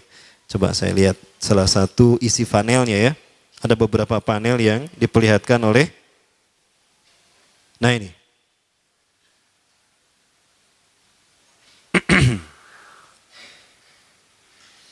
Allah Azza wa Jalla menciptakan binatang berbicara yang bernama jasasa. Dia di mana lahirnya, ajalnya, matinya sama dengan ajal Dajjal. Begitu pula muncul dan menghilangnya. Binatang inilah yang mengajarkan akidah tauhid kepada Samiri muda. Pelajaran ini kononnya ditulis oleh Jibril alaihissalam dalam bentuk panel-panel atau prasasti. Isi prasastinya, panel 1. Yang ditulis oleh malaikat Jibril, panel 1 itu berisi kalimat la ilaha illallah, tidak ada Tuhan selain Allah. Ini dijelaskan oleh binatang jasasa. Yang kedua, panel kedua berkata Allahu wahid la syarikalah. Allah Maha Esa, tidak ada sekutu bagi Allah. Itu dijelaskan juga oleh binatang jasasa ini. Nah, binatang jasasa ini sekali lagi dia bertubuh besar, kategorinya adalah kelasnya itu mamalia. Ya, genusnya mamalia. Cuma saya tidak tahu nama spesiesnya apa. Sebut saja afa. Afa yip yip naik terbang. Nah, tahu, masih ingat kan? Pada tahun 2017, akhir dari bulan Agustus di Filipina ditemukan binatang seperti ini. Ciri-ciri binatang ini nyaris sempurna seperti ciri-ciri binatang jasas yang disebutkan Rasulullah terkait dengan binatang yang memata-matai Dajjal. Tubuhnya penuh dengan bulu. Ini disebutkan dalam surat An-Naml ayat ke-82. Ya, binatang ini seperti ini dan dia tidak pernah jauh dari laut karena dia selalu ingin membasahi tubuhnya dan dia pun makan dari makanan ikan laut. Maka dia tidak pernah jauh dari pantai, ya. Seperti ini. Nah, binatang inilah yang mengajarkan prasasti mengajarkan akidah tauhid kepada Samiri muda. Nah, panel yang ketiga, satu ini, kedua ini, ketiga ini, yang keempat, hanya engkau saja, yang ketiga, engkau diurus oleh Jibril, karena itu janganlah engkau mengkhianati janjimu dengan Allah. Hanya engkau saja di pulau ini. Panel yang kelima, makanlah dan nikmatilah makanan dan minuman yang menjadi rizki dari Allah sesuai kehendakmu. Tidurlah sesukamu, tapi sembahlah Allah dalam berbagai keadaanmu dengan tasbih keesaan Allah kepadanya, yaitu dengan melaksanakan solat yang diwajibkan kepadamu. Allah lah sang raja, Allah yang Maha Esa. Dia tidak berayah dan tidak pula mempunyai anak. Ini saya agak tergesa-gesa mengetiknya. Allah Tuhan Tuhan yang Maha Besar dan Maha Agung. Dialah yang Maha Raja. Ada 7 panel. Panel yang ke-7 bercerita tentang Nabi Muhammad. Panel yang ke-6 itu bercerita tentang nabi-nabi, dan khusus panel yang ke-7 cerita tentang Nabi Muhammad. Jadi Dajjal sudah tahu, Samiri sudah tahu bahwa akan diutus Nabi Muhammad di akhir zaman. Dan itu Nabi yang terbaik, makanya dia iri. Nah, selesai panel ini disampaikan, maka binatang jasasa berkata, wahai Samiri, saksikanlah aku telah menunaikan innani qad fa'altu ma umirtu ya, min rabbi, demi Allah saksikan aku sudah menunaikan apa yang diperintahkan padaku, kata binatang jasasa. Maka sekarang adalah perintah terakhir, yaitu pertanyaan dariku untukmu. Hal tu'minu billah, apakah kau beriman pada Allah? Wa bima unzila ilaih, dan dari apa yang diturunkan kepada nabi-nabinya, kepada Jibril maksudnya. Famadal jawab ya Samiri, apa jawabanmu hai Samiri? Samiri tidak menjawabnya. Lama ditunggu-tunggu, Samiri tidak menjawabnya. Sehingga binatang ini pun pergi dengan menjerit, dengan jeritan yang membuat Samiri ini pekak telinganya. 2 kali lagi datang lagi kembali kepada Samiri dan berkata binatang jasasa, ya Samiri, famadal jawab, hal tu'minu billah, in tu'minu billah, fatakunu mu'minan ajaba imanika ila yaumil qiyamah. Jika engkau beriman kepada Allah, maka sungguh kau akan menjadi mukmin yang menakjubkan imannya. Inna ajalaka ukhirat ila akhir zaman. Sesungguhnya ajalmu ditangguhkan sampai akhir zaman. Jika engkau beriman pada Allah, engkau akan menjadi mukmin yang menakjubkan. Fa in lam tu'min billah, tapi jika engkau tidak beriman kepada Allah, wa bima unzila ilaih, dan apapun yang diturunkan pada Jibril, innaka minal mal'unina ila yaumil qiyamah, dan kau terkutuk sampai hari kiamat nanti. Tidak juga dijawab. Pergi lagi binatang jasasa tadi sambil memekikkan suara yang pekikan yang keras. Yang ketiga kali yang terakhir dia bertanya kembali. Dan apa jawaban Samiri? Hei jasasa binatang buruk rupa, lihat di pulau ini tidak ada siapapun kecuali engkau dan aku. Dan yakinilah kalau panel ini bukan tentang Allah yang di langit sana, tapi yang disebut Allah itu saya. Hei jasasa, akulah Allah itu. Oh, dia menjerit dengan jeritan yang makin keras. Sampai si Samiri pun menutup kedua telinganya. Sejak saat itulah binatang itu pergi dan berkata, innaka dajjal, innaka dajjal, innaka dajjal. Engkau adalah pendusta, engkau adalah pendusta. Pendusta sampai hilang suaranya. Di saat itulah Dajjal mendapatkan gelar, Samiri mendapatkan gelar Dajjal. Jadi siapa nama asli Dajjal? Samiri. Dajjal artinya al-kazab, pendusta. Bukan singkatan, kade. Tong ditanyakan Ustaz singkatan nona di Dajjal teh. Bisi didawab dada jeng bujal. Terangkan gitu. Baik, nah sejak saat itulah Samiri keluar dari pulau itu dan dia sudah menyandang gelar Dajjal, pendusta. Karena dia mengaku Tuhan. Lupa saya menyampaikan, Sai Baba pun sama. Di desa Nilayam Putra Parti, India Selatan. Suatu saat dia pernah ceramah mengatakan kepada para deputinya. Dia mengatakan, panggillah aku dengan panggilan yang kalian sukai. Panggillah aku Krishna, panggillah aku Yesus, bahkan panggillah aku Allah. Maka pengikut Sai Baba dari berbagai agama termasuk agama Islam. Tidak sedikit orang Islam yang menjadi pengikut Sai Baba. Dan banyak pengikut Sai Baba di Indonesia yang menjadi pejabat. Tapi saya nggak nyebut siapa saja ya. Yang banyak yang menjadi pejabat. Maka jangan heran kalau Indonesia model kia. Jadi gimana solusinya Ustadz? Ganti presiden 2018. Baik, para mas sekalian yang dimati Allah. Nah, tadi ke zaman Nabi Isa ya, kita belum membahas tentang zaman Nabi Isa. Nah, ketika Nabi Isa membongkar kedustaan para pendeta Sanhedrin membuat tipu daya. Apa tipu daya yang dilakukan para pendeta Sanhedrin? Karena mereka sudah terbiasa mengarang cerita tentang kitab-kitab Allah. Mereka mengganti sebuah ayat dari tempatnya. Sumayaktubunal kitaba biaidihim. Lalu mereka menulis ayat dengan tangan mereka. Sumayakuluna hada min indillah. Lalu mengatakan ini dari Allah padahal bukan dari Allah. Maka mereka pun para pendeta Sanhedrin membuat dongeng. Dongeng apa? Dongeng Tuhan bingung. Dan dongeng ini terkait dengan sejarah Nabi Isa alaihissalam sendiri. Dia memfitnah Nabi Isa dengan dongeng ini. Yaitu dongeng Tuhan bingung. Ya, dari dongeng inilah muncul keyakinan agama Kristen. Mau dengar? Pernah saya sampaikan di sini. Baik, saya ulang kembali. Boleh saya ulang kembali? Nah, apa itu dongeng Tuhan bingung? Nah, Tuhan, kenapa Tuhan bingung? Nah, ini aneh ya, kok ada Tuhan bingung? Kalau saya bingung wajar karena saya bukan Tuhan. Ya, tapi kalau ada Tuhan bingung aneh. Ya. Tapi begitulah pendeta Sanhedrin Yahudi. Kenapa Tuhan bingung? Bingung memikirkan Adam. Geus puguh dicarek tong memetik buah pohon huli, dipetik jeung Hawa. Di dahar babarengan deh.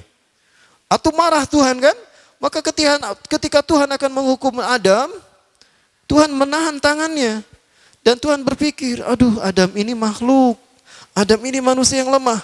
Kalau aku pukul dengan satu sentuhan tanganku pun dia akan mati, hancur kesakitan. Berarti aku kejam kepada Adam.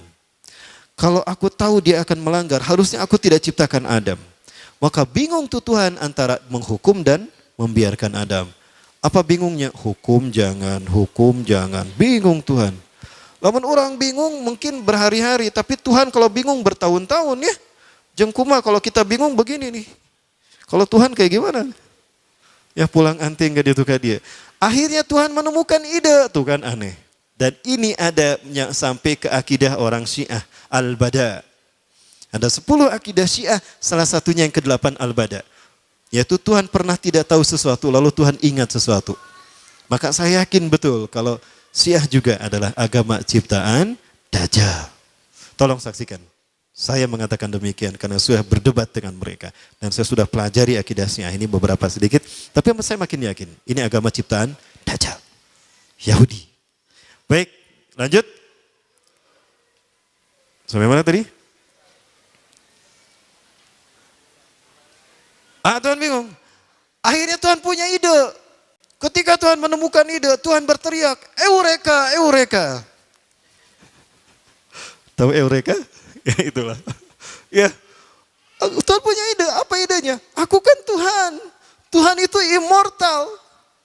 Kalau begitu aku saja yang dihukum, jangan Adam. Baik, kalau begitu aku harus menjelma menjadi manusia. Jibril, sini Jibril. Baik Tuhan. Ada apa Tuhan? Jibril, tulis maklumat Tuhan. Baik Tuhan. Jibril buka laptop, ketik maklumat Tuhan ×2. Satu apa Tuhan? Catat maklumat Tuhan nomor 1. Tuhan menjelma menjadi manusia.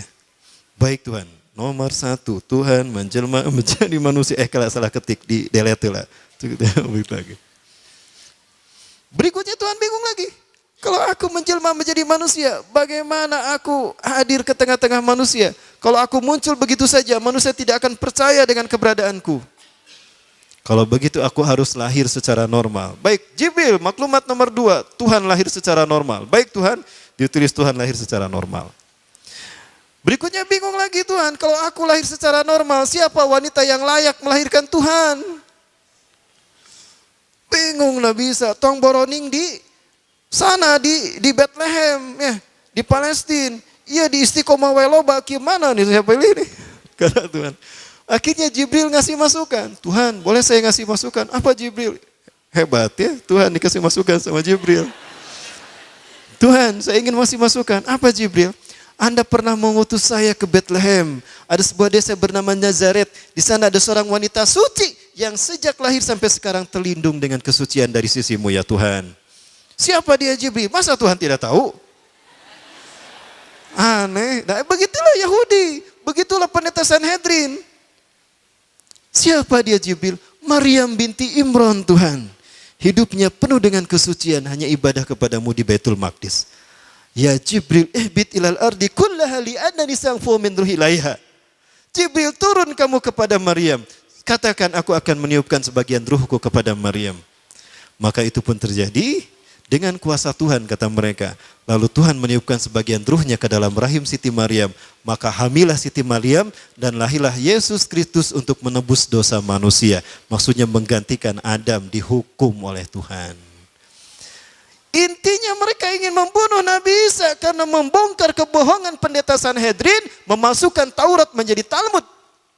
Supaya tidak ketahuan dan prosesnya enak untuk membunuh Nabi Isa, dibuatlah dongeng kayak gini. Sebagaimana para ulama ingin dibunuh, dibikin dongeng nugelo, ngabunuh para ulama.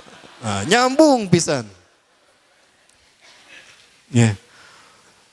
Cerita inilah yang berjudul tadi Tuhan bingung. Maka cerita ini dihasutkan ke raja-raja Romawi. Salah satu raja Romawi yang terbesar yang terhasut adalah Herodes. Maka Herodes pun marah kepada Nabi Isa. Maka dikejar-kejarlah Nabi Isa. Nabi Isa faham dirinya akan dibunuh. Maka Nabi Isa mengembara dari satu tempat ke tempat lain. Pengembaraan dia mengusap bumi dengan pengembaraannya. Diberi gelar Al-Masih. Itulah arti Al-Masih. Yang mengusap bumi dengan pengembaraannya. Datang Nabi Isa alaihissalam kepada satu kaum yang sedang mencuci pakaian.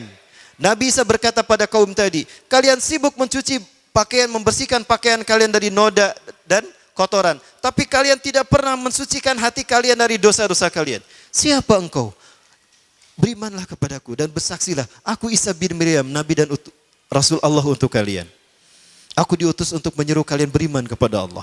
Maka berimanlah mereka. Salah satu yang beriman dari mereka adalah Barnabas. Ya. 6 orang beriman tuh.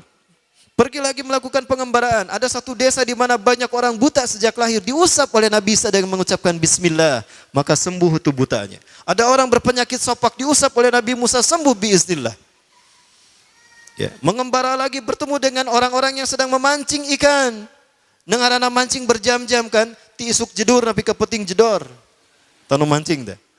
Maka Nabi Isa berkata kepada para tukang pancing tadi. Hei bapak-bapak tukang pancing. Ya, kalian sibuk mencari bekal untuk hidup kalian di dunia, tapi kapan kalian meluangkan waktu kalian mengumpulkan bekal untuk akhirat kalian? Siapa Anda? Aku Isa bin Maryam Al-Masih, utusan Allah. Aku diutus untuk menyuruh kalian beriman kepadanya. Maka Nabi Isa pun memberikan wejangan pada mereka, mereka pun beriman. 6 orang menjadi pengikut Nabi Isa. Salah satu dari mereka bernama Yakobus. Maka genaplah jumlah mereka menjadi 12 dan mereka disebut Hawariyun. Di saat Nabi Isa melakukan perjalanan menyelamatkan diri, masuklah Yudas Iskariot alias Samiri ke zaman Nabi Isa. Nabi Isa berkata kepada pengikutnya, hati-hati iblis masuk ke tengah-tengah kalian. Para pengikutnya menganggap yang disebut iblis itu jin. Yang faham betul yang dimaksudkan iblis itu adalah Yudas, adalah Barnabas. Barnabas paham, jangan-jangan si Yudas nih yang maksudkan Nabi Isa. Betul. Banyak kesempatan Yudas ingin berhadapan dengan Nabi Isa, tapi selalu terhalang oleh malaikat Jibril. Sampai kadongkol tuh Yudas ingin berhadapan dengan Nabi Isa. Ketika Yudas ke sini, Nabi Isa ke sana. Ketika Yudas ke sana, Nabi Isa, kaditu. Jadi papalimpang wae. Sampai kageram itu si Yudas. Terakhir berkata pada Barnabas, sampaikan aku ingin bertemu dengan Isa bin Maryam, dengan Nabiullah, dengan Rasulullah. Maka Barnabas menyampaikan pada Nabi Isa mengatakan pada Barnabas, hei Barnabas, katakan, belum tiba saat perjumpaan kita. Perjumpaan kita nanti di akhir zaman. Oh, kata Nabi Isa tuh kepada si Yudas Iskariot. Ini menguatkan kalau Yudas itu Dajjal. Betul, makin kuat lagi ketika ceritanya dilanjutkan. Tapi jamnya nih nggak cukup. Lanjut. Oke, mana saya ada kajian di Jati Handap Cicahem ya. Baik Ibu Fila, kita percepat. Nah, sampai di suatu saat ketika Allah melihat Yudas Iskariot ini akan berkhianat, maka Allah berfirman kepada Nabi sallallahu alaihi wasallam di dalam Quran ini. Maaf, ayat sebelumnya. Nah ini nih. A'udzubillahi minasyaitonirrajim. Izqala Allah, dan ingatlah Muhammad ketika Allah berfirman, ya Isa, hei Isa, ini mutawafik, sesungguhnya aku akan menidurkan engkau. Kalimat mutawafik ini tidur. Surat Al-An'am ayat keberapa tuh? 62 apa? Wa huwallazi yatawaffakum bil-lail, dan dialah Allah yang telah menidurkan kamu di waktu malam. Nah, wafat di sini artinya tidur. Jadi Nabi Isa ditidurkan, wa rafiqa ilayya, dan aku akan mengangkatmu ke sisiku, wa mutahhiruka minal ladzina kafaru, dan aku akan mensucikan kau dari orang-orang kafir. Ada yang menyebutkan bahwa mutahhiruka ini adalah bersihkan namanya. Allah tunjukkan yang bergelar Al-Masih bukan Dajjal, tapi Nabi Isa alaihi salam. Wa ja'ilul ladzina tabauka fawqal ladzina kafaru ila yaumil qiyamah. Dan aku akan menjadikan orang-orang yang mengikutimu lebih kuat dan lebih mulia dari orang kafir sampai hari kiamat.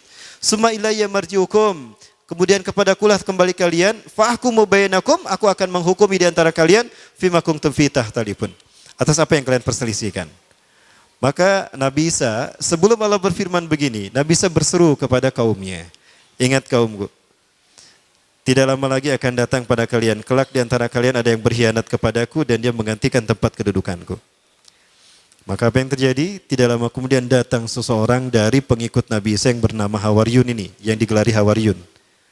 Ya. Wailun lana wailun lana, celakalah kita, celakalah kita. Intabihu antum wa intabihu anta ya Rasulullah. Bersembunyilah kalian dan bersembunyilah Anda wahai utusan Allah. Sesungguhnya Herodes dan pasukan Romawi, mereka dituntun oleh Sanhedrin, para pendeta yang memasukkan Taurat kita. Ya, untuk datang membunuh kita. Maka Nabi Musa memerintahkan semua Hawariyun bersembunyi. Nabi Isa pun bersembunyi. Nah, di saat itulah Herodes datang dan pasukan Romawi. Ya, Herodes berkata, aku tahu kalian bersembunyi di sekitar sini. Siapa di antara kalian yang mau memberitahukan kepadaku di mana Al-Masih bersembunyi, aku akan menjadikan dia patih kerajaanku dan aku akan mengangkat dia aku akan memberi dia sepertiga harta kerajaanku. Ada yang tergiur tuh dari mereka yang bersama Nabi Isa. Siapa? Yudas Iskariot. Yudas keluar memberitahukan pada Herodes di mana Nabi Isa bersembunyi. Ya, mari ikuti aku. Aku tahu di mana Al-Masih bersembunyi. Maka ketika dia akan masuk ke tempat Nabi Isa bersembunyi, di sini Allah berfirman seperti ini. Maka Nabi Isa pun ditidurkan Allah dan diangkat ke Matlaul A'la. Kita tidak tahu di mana tempat Matlaul A'la. Rasul tidak menyebutkan. Maka Nabi Isa sudah tidak ada. Begitu Yudas mau masuk, tunggu aku akan pastikan apakah Al-Masih ada di dalam atau tidak. Maka ketika Yudas masuk, culang-cileng dia. Apa culang-cileng bahasa Inggris nanti? Pelanga-pelongo. Kemana Isa bin Maryam tadi ada di sini? Disitulah Allah merubah wajahnya menjadi Isa bin Maryam. Quran surat An-Nisa ayat 157. Wa qaulihim, dan perkataan mereka, inna qatalnal Masih Isa bin Maryam Rasulullah, dan klaim para pendeta Sanhedrin. Him di sini kembali kepada para pendeta Sanhedrin. Inna qatalnal Masih Isa bin Maryam Rasulullah. Kami sedang membunuh Isa bin Maryam utusan Allah. Wa ma qataluhu, mereka tidak membunuhnya. Berarti mati tidak Nabi Isa? Tidak, kan tidak dibunuh. Wa ma salabuhu, dan tidak pula menyalibnya. Lalu siapa yang disalib? Apakah Nabi Isa? Bukan. Siapa? Walakin syubiha lahum, tapi orang yang Allah serupakan dengan Isa. Siapa yang Allah serupakan? Yudas Iskariot alias Samiri alias Dajjal. Diserupakan wajahnya menjadi Nabi Isa. Maka ketika Yudas datang kembali kepada Herodes, siapa yang ditangkap? Si Yudas inilah yang ditangkap. Mana Isa bin Maryam nyampurkan, dia ditewaklah dia. Loh, kok aku yang ditangkap? Lastu Isa anak Yudas ala dia dulu kemilai. Aku bukan Isa, aku Yudas yang menunjukkan kamu tadi. Nges jempek banget, mana teh banget Isa. Tak suara mana ke suara Isa. Ditangkaplah Yudas dan disalib. Ketika dia ditidurkan untuk disalib, dia melihat Nabi Isa dinaik ke langit, diangkat. Di saat itu Yudas berseru, Eli Eli lama sabachthani, ada dalam Bible tuh. Tuhanku, Tuhanku, kenapa kau tinggalkan aku? Jadi Tuhan bahasa Ibraninya Eli. Cuma di Indonesia Tuhan menjadi timnas sepak bola. Eli Aiboy. Ya, Tuhan main bola. Ya. Ini menunjukkan kalau Nabi Isa diangkat dengan fisiknya. Buktinya Yudas kok bisa melihat Nabi Isa diangkat? Kalau cuma ruh kenapa bisa dilihat? Berarti Nabi Isa diangkat dengan fisiknya. Maka kemudian dibangunkan tuh si Yudas, diarak ke bukit Golgota. Golgota artinya tengkorak. Ke bukit itulah si Yudas diarak. Karena salibnya tinggi, salibnya kadang digotong, kadang dia menunduk begini. Herodes memegang pedang di tangan kanannya, Old Testament perjanjian lama di tangan kirinya. Itu pedang ditusuk-tusukan ke tubuh Yudas. Ketika menusuk tubuh Yudas yang dikira Yesus, dikira Nabi Isa, darah bercucuran, diminum tuh darahnya oleh para pendeta Sanhedrin dan tentara Romawi. Kenapa? Jika ada bagian tubuh Isa bin Maryam, Yesus Kristus dalam tubuh kita, bersatu dalam tubuh kita, maka tubuh kita tidak akan disentuh api neraka selamanya. Ini menjadi rukun kelima agama Kristen, Ekaristi Holy Water. Ini yang menyebabkan lahirnya agama Kristen. Ada 7 rukunnya. Rukun yang kelima, rukun meminum air suci. Ya. Di bawah, di depan patung Bunda Maria atau patung Yesus Kristus ada seloki, itu diganti, ada cairan warna merah darah. Itu diganti dengan sirup koko pandan, marjan. Kan sama merah ya. Nah, banyak tusukan daging menusuk, tusukan pedang menusuk tubuh Yudas, dagingnya terkelupas, diambil dimakan. Jadi rukun agama Kristen yang ketiga, Ekaristi Kusti Kudus, rukun memakan tubuh Tuhan. Kalau sekarang ketika kebaktian selesai, berbaris mereka untuk keluar, pendeta berdiri di tengah, mereka berbaris menerima roti. Haleluya. Keluar. Nah itu rukun ketiga agama Kristen. Lihat kalau mereka kebaktian di gereja, kayak gitu. Nah ini yang dimaksudkan Rasulullah SAW, yang membuat saya yakin kalau Yudas itu Dajjal. Materi kita kayaknya berlanjut nih, belum selesai nih para Allah ya. Kita belum membahas Dajjal, ini Dajjal sebelum Rasulullah. Nanti kita bahas Dajjal setelah Rasulullah SAW, sampai kekinian. Seperti apa Dajjal ya. Panitia, nanti kita bertemu lagi panitia ya. Dalam kasanah dakwah insya Allah ya.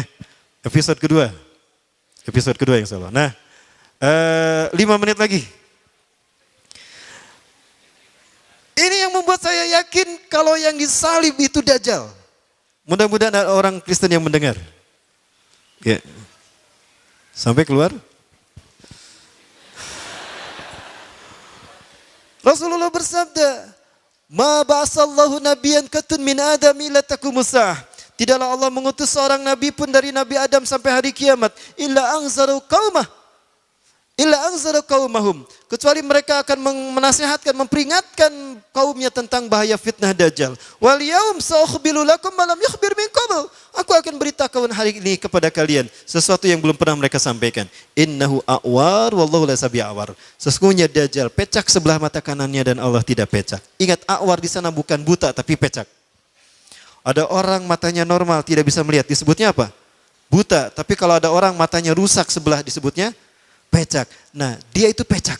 Lihat a'war dalam kamus Al-Munawir, artinya pecak. Kenapa cuma Rasulullah yang menyebutkan kalau Dajjal pecak mata kanannya? Kenapa Nabi yang lain tidak menyebutkan? Karena peristiwa pecak sebelah mata kanannya terjadi setelah Nabi Isa diangkat. Herodes dengan pedangnya tadi menusuk-nusukan ke tubuh Yudas. Salah satu tusukan pedang itu mengenai mata kanan Yudas Iskariot. Di saat itulah Dajjal kehilangan mata kanannya. Jadi Dajjal normal dengan kedua mata sejak lahir. Kapan dia kehilangan mata kanannya? Di saat dia disalib. Di saat perayaan Paskah. Itulah yang disebut dengan peristiwa Paskah.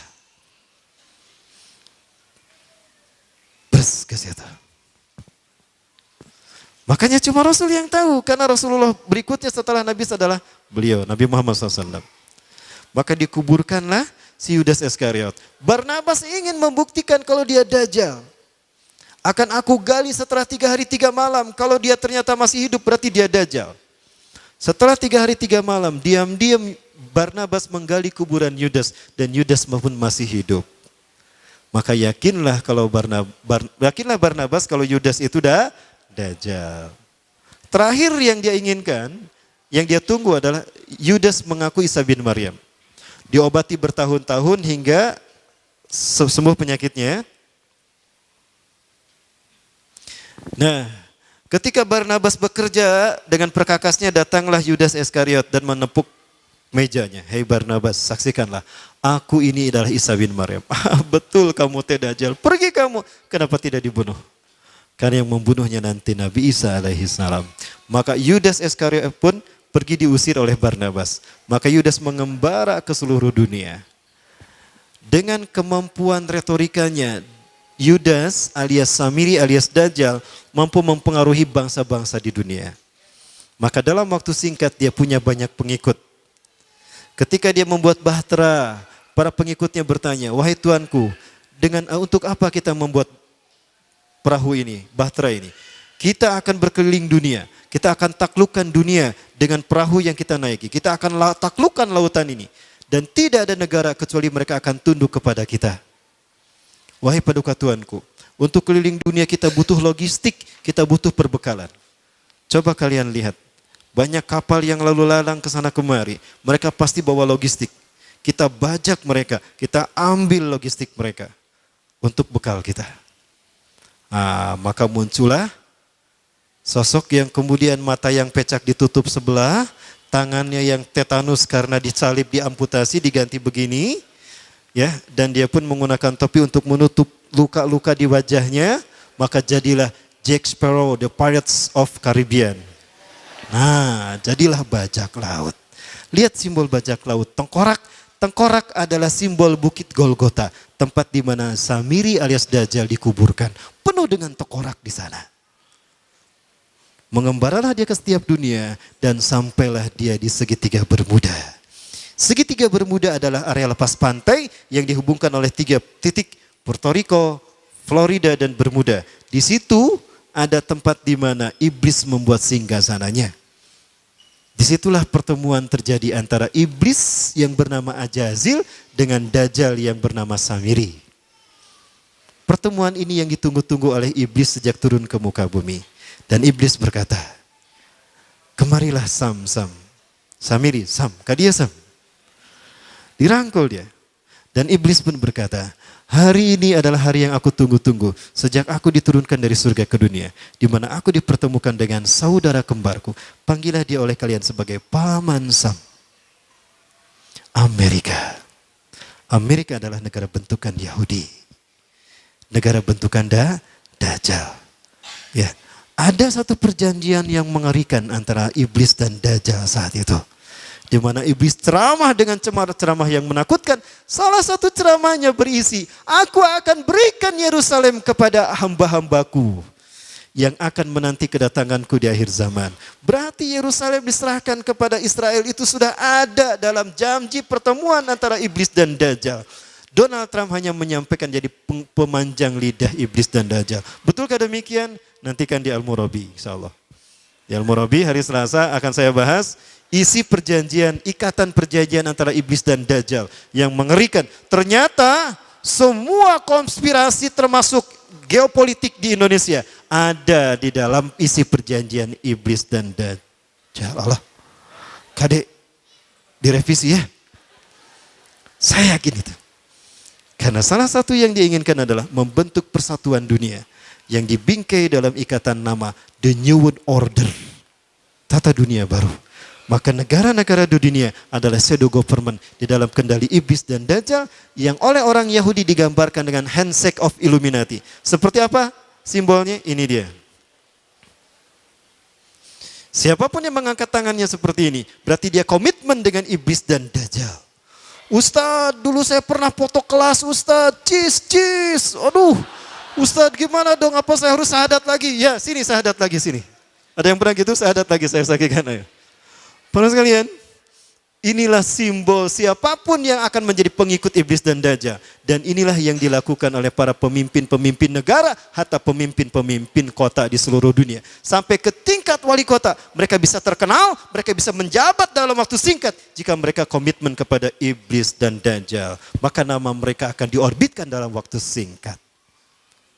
Betulkah demikian? Jangan salah, ini adalah propaganda iblis dan dajjal hari ini. Dan inilah bagian dari fitnah dajjal. Lalu apakah ada keterlibatan konspirasi ini di dalam pemilihan wali kota dan gubernur? Ada. Loh, gak percaya? Oke, nanti kita bahas ilmu Robi. Atau di sini nanti episode yang kedua. Mau saya perlihatkan filmnya? Tapi kameranya dimatikan. Dan tolong ada Intel tolong pergi dulu, keluar dulu sebentar. Baik, saya perlihatkan. Ini terakhir ya. Sebelum saya tutup, saya perlihatkan film ini. Karena waktunya tinggal 5 menit lagi.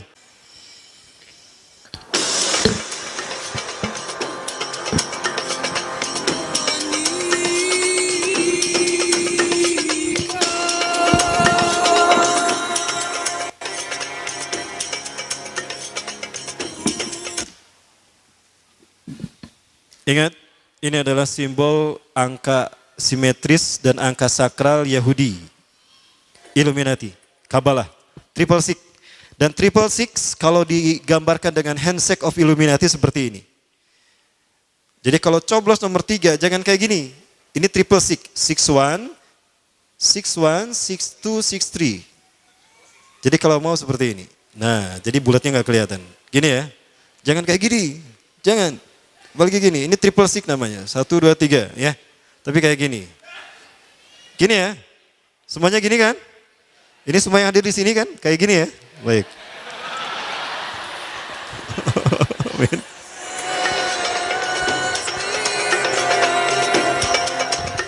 Let him who hath understanding reckon the number of the beast, for it is a human number. Its number is 666.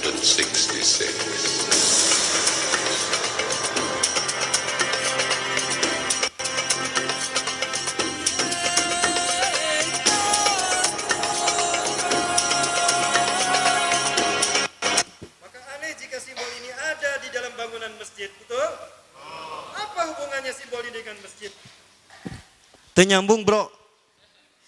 Apa hubungannya simbol ini dengan masjid? Nggak nyambung kan? Ya. Saya siap untuk berdiskusi dengan beliau. Kalau beliau merasa tersinggung dengan kata-kata saya. Tapi saya tidak mau di tempat beliau. Saya mau disaksikan oleh semua di sini. Kita diskusi di sini. Tolong siapkan meja jika beliau ingin bertemu dengan saya. Baik, mudah-mudahan Bapak mendengar. Jika Bapak ingin bertemu dengan saya, baik, saya undang Bapak untuk hadir di kajian saya. Yuk kita ngobrol bersama dalam satu meja. Kalau tidak di Istiqomah di Al-Murabi, kalau tidak di Murabi Al-Latif. Jika DKM-nya mengizinkan. Saya sudah diundang untuk yang kedua kali oleh beliau. Sebelum beliau kampanye. Saya sampaikan saya tidak berkenan untuk hadir untuk yang kedua kali. Tapi saya pernah diundang oleh beliau untuk yang pertama karena fitnahan kalau saya menyebutkan beliau putra Dajjal. Kalau beliau keturunan Dajjal. Itu fitnah terhadap saya. Nah, itu pernah saya sampaikan. Dan pernah juga ada fitnahan kepada saya kalau beliau ini Syiah. Walaupun saya bisa membuktikannya. Tapi pada akhirnya ya situasi cair, berikutnya beliau mengundang lagi pasca saya ceramah tentang hubungan arsitektur dengan masjid. Nah ini, jika Bapak ingin bertemu saya, Bapak saya undang untuk hadir di kajian saya. Satu kajian khusus saya dengan Bapak. Kita bahas simbol itu. Silakan, kalau mau di Istiqomah mudah-mudahan diizinkan oleh DKM Istiqomah. Kita undang beliau, silakan Bapak sampaikan kepada tim admin saya, jika Bapak ingin bertemu dengan saya. Dalam satu ini. Dan saya disaksikan ini warga Bandung. Saya ingin warga Bandung menyaksikannya. Kita buktikan siapa yang terikat dan terlibat dalam konspirasi Dajjal. Sadar ataupun tidak. Betul? Allahu Akbar. Jangan GR ya kalau kita angkat satu ya. Baik, kita lanjut.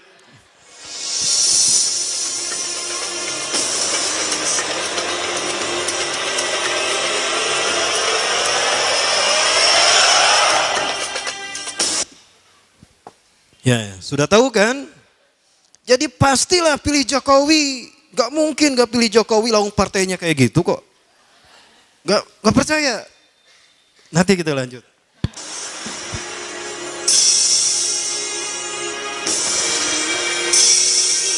Kok sama ya? Kok sama, kok mirip? Oh, bagian.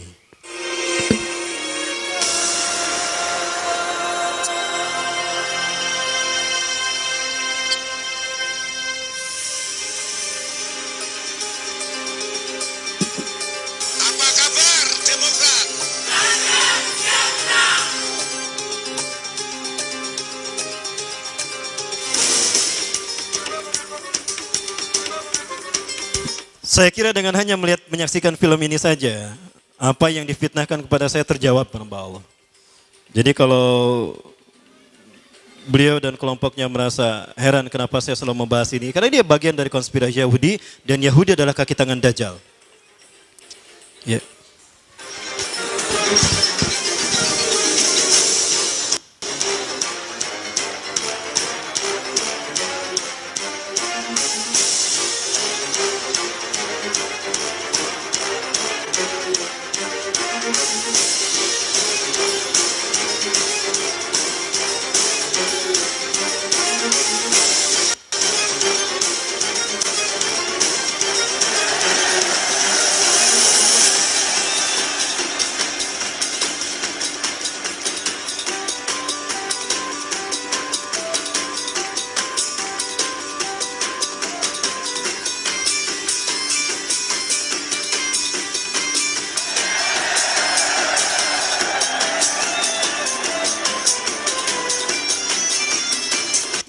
Tolong sebutkan pada saya, ada tidak partai politik yang tidak tersentuh oleh mereka?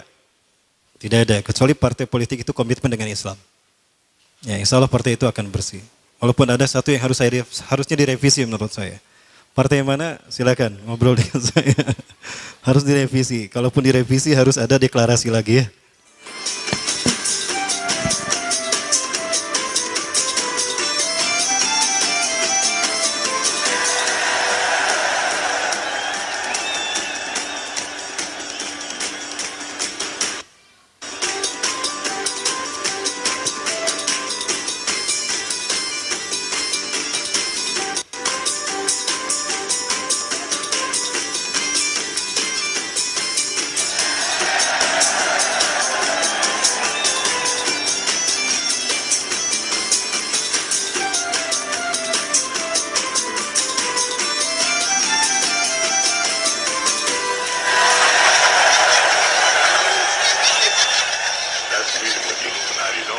That's why I put the K to it. Cause I wanted, the niggas is telling me about this Illuminati shit while I'm in jail, right? Like, I'm putting the K because I'm killing that Illuminati. Baik, itu dulu barangkali ya. Walaupun ini tidak langsung berhubungan dengan handshake of Illuminati seperti ini. Ada satu lagi tapi ini agak panas ya kalau ditampilkan. Kecuali nanti setelah pemilu presiden selesai. Kita lihat. Baik, barangkali itu dulu. Ini pembahasan Dajjal sebelum Rasulullah diutus. Nanti kita bahas fitnah Dajjal setelah Rasulullah diutus. Ya, saya bagi dua. Ya, setelah Rasul diutus sampai sekarang. Itu bagian keduanya insya Allah. Di mana insya Allah mungkin di sini atau di Al-Murabi atau di Al-Latif. Terima kasih. Hadanallahu wa yakum asmin wa minkum. Yang benar dari Allah, yang salah kudaipan saya pribadi dan saya bisik bahasa Astagfirullahaladzim. Hadanallahu wa yakum asmin wa minkum. Assalamualaikum warahmatullahi wabarakatuh.